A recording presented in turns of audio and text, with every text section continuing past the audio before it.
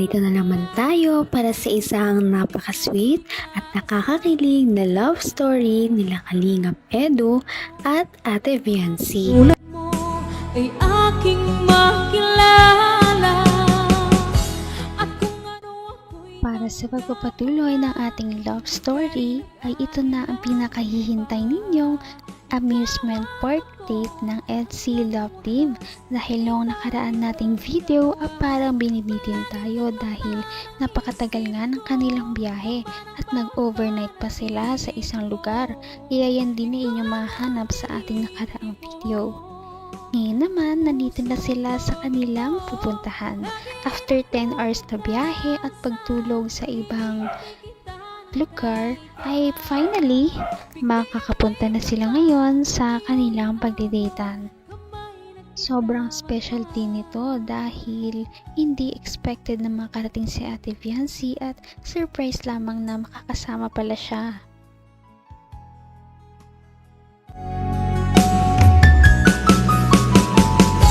ang nais ko lang.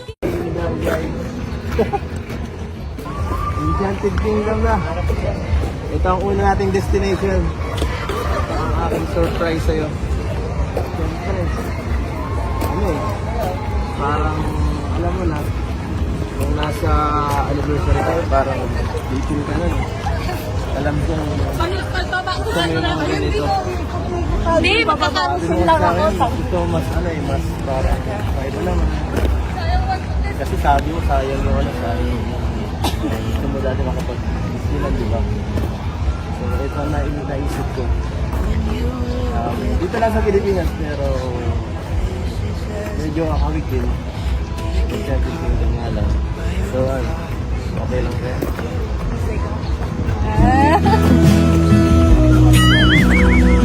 Ano nga, punta. Ganda, entrance na! Wonder what would happen if I showed these words to you. Wonder if you laugh at my simple poetry. Or even worse, would you look at me with pity in your eyes? Saying Tara na, huwag na natin sayangin ang orasyon. Sigurado mahaba-haba ang pilayan. Huwag mo ilaw na lagyan. Kung ano ako'y tanggap mo na, hindi ka rin Grabe, dahil sa labas pa lamang ay kitang-kita mo na ang sobrang gandang amusement park na ito. Sigurado na mag-e-enjoy ang buong Kalingap team sa kanilang experience sa araw na ito. Sigurado magiging worth it ang kanilang 10 hours na biyahe. Sigurado mahaba-haba ang pilayan. Huwag mo ilaw na lagyan mo sa dyan. Wala. Baka mawala yan. Sige mo na. Diyan mo, mawala. Picture. Ha?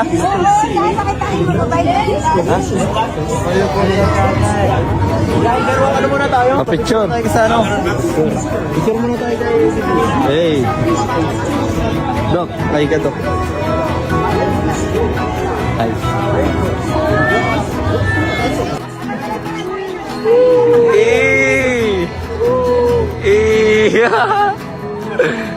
Ikaw tayo Enchanted Kingdom. Mura ba?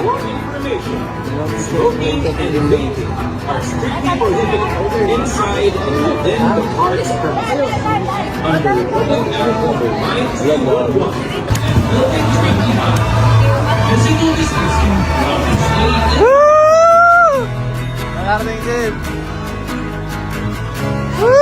Nakarating si Beyonce. Tayo pala. Ano? bata ngayon. Para tayong bata ngayon, no? Wow! Grabe, oh. Oh.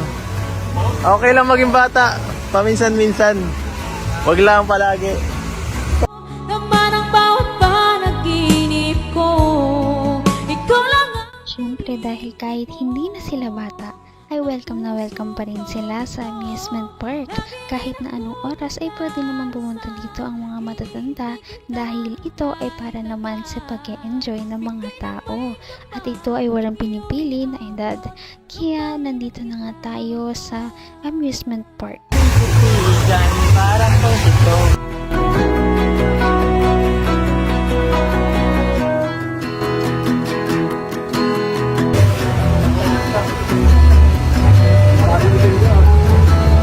Init dito, grabe!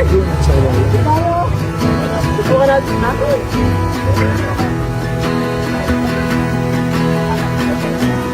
Tayo na. Tara doon. Sarap ng init dito, ah.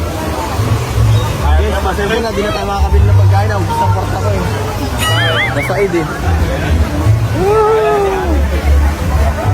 Ang grabe ito yung dito. Ang sarap.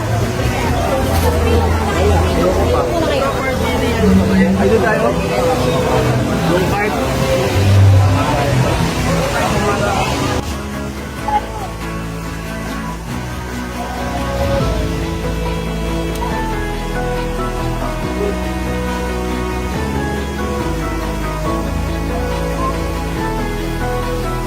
Wala tayo sa kabayo lang.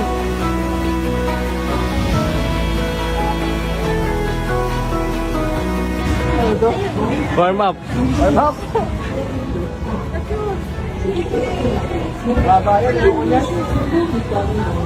Doon tayo mamaya. Hanggang wakas ay tayo ng dalawa.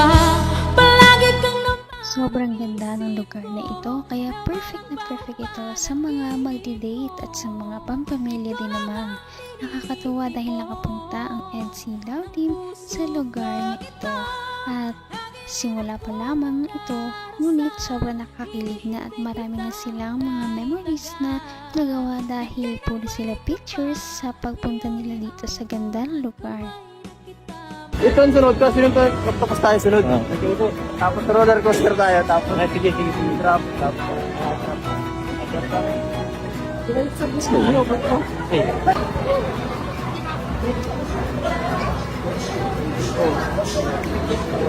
anong problema? Sana di ako mapahiya. Mga gusto ng gawin. Childhood. Memory pala lang ito. Nangarap ko lang ito dati. Nangarap lang dati. Ayun, natutupad na. Kasi dati, nung dito ako tumitira. Isang taon ako dito. Pero hindi pa man lang ako nakatry. Kahit isang beses. Pero ngayon, natutupad na. Kasama pa kayo, di ba? Lalo ka. Sobrang saya. Tara. Sumakay tayo sa kabayo. Nung bata ako, gusto ko dito sumakay, eh. Ayun lang. Hindi ko magalala, sanay na ako dito sa Baguio.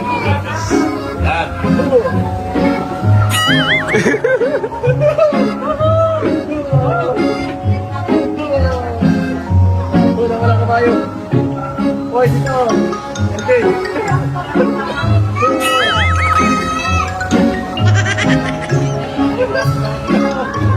Pambira, yan.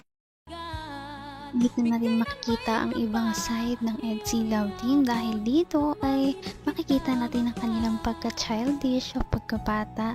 Kaya nakakatuwa na makita ang ganitong mga side nila dahil ngayon lamang nila ito ay pinapakita.